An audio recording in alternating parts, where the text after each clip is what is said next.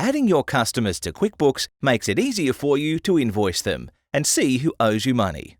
Let's go over the customer list and look at 2 ways to add customers to QuickBooks. Then we'll show you what info shows up in an invoice. First, select Sales and Customers to see the customer list. This shows you all of your customers and what they owe you. You can filter this list by quotes, overdue invoices, all invoices, and who's paid you recently. Select a customer to see the transactions you've had with them. Select Edit to update any of their contact information. To add a customer to QuickBooks, select New Customer. Enter the customer's name and whatever other information you might need. You can always add more information later. The only required field is Display Name As. It's a unique name you give to the customer to track their open balance and other information. You can use the same name you used to create their profile or give them a new one. Now that we've covered the basics, let's look at what else you can do. Tax Info allows you to enter the tax registration number if the customer is exempt from sales tax. Under Payment and Billing, you can assign custom terms for the customer.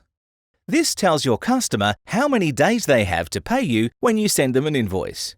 If you don't change it here, they will get your default payment terms. You can select the language of the invoice for your customer and add an attachment. Once you've finished entering in your customer's information, select Save. If you need to add several customers, instead of entering them in one by one, you can import their info from a spreadsheet. Go to the customer list and select Import Customers. Attach the spreadsheet and select Next. Then map the fields in your spreadsheet with the fields in QuickBooks. Select Next. If everything looks good, select Import, and all of these customers will be added to QuickBooks. You can see the customers we just added here in the list. Want to change the info that appears on the customer list?